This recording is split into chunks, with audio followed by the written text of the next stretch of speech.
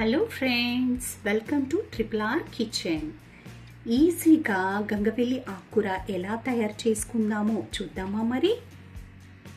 నేను ఇక్కడ గంగవెల్లి ఆకుకూరలు ఫ్రెష్ కట్టలు 2 తీసుకున్నాను.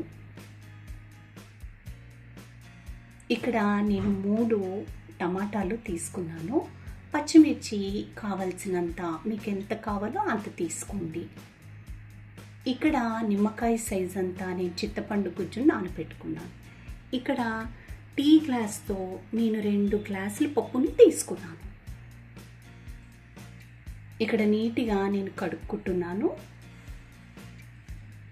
పప్పులోకి కుక్కర్లోకి నేను షిఫ్ట్ చేసుకుంటున్నాను. ఈ గ్లాస్తో పప్పు తీసుకున్నారు, దానికి 3 గ్లాసుల వాటర్ పోసుకోండి. గంగవెల్లి ఆకుకూరను కట్ చేసి కడుక్కొని కుక్కర్లో వేసుకుంటున్నాను.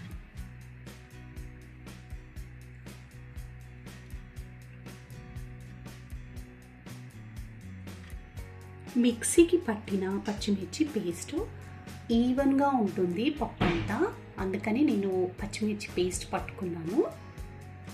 టమాటా కట్ చేసిన ముక్కలు, చింతపండు ప్యూరీ అండి ఇది వేసుకుంటున్నాను.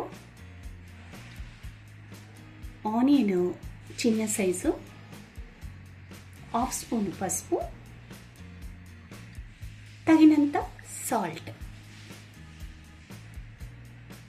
ఇవి చక్కగా కలుపుకొని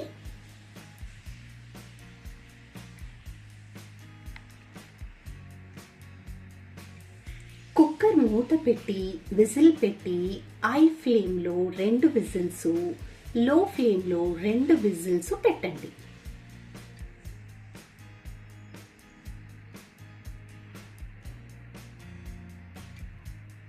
ఇప్పుడు పప్పు ఎంత పర్ఫెక్ట్గా ఉడికిందో చూసారా, చాలా బాగుంది కదా.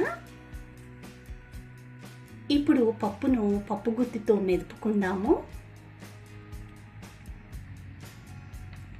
కడాయి పెట్టుకొని ఆయిల్ మీకు తగినంత పోసుకోండి. ఆయిల్ కాగాక ఆవాలు, జీలకర్ర చిటపటలాడాలి. ఇప్పుడు ఎండుమిర్చి నేను ఒక 4-5 వరకు వేసుకున్నాను.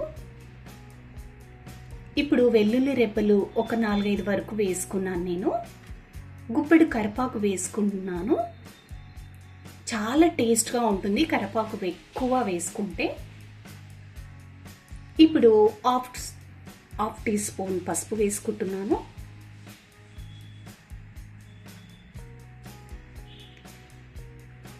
కుక్కర్లో ఉన్న పప్పుని నేను బౌల్లోకి షిఫ్ట్ చేశాను. ఇప్పుడు పోపును పప్పులోకి వేసుకుందామా మరి. వేసుకొని కలుపుకోవాలి. ఈ పప్పు అద్భుతంగా ఉంటుంది. మీ ఇంట్లో మీ పిల్లలకి పెట్టండి.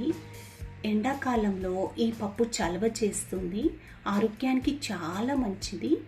నేను పైన కొత్తిమీర వేసుకుంటున్నాను.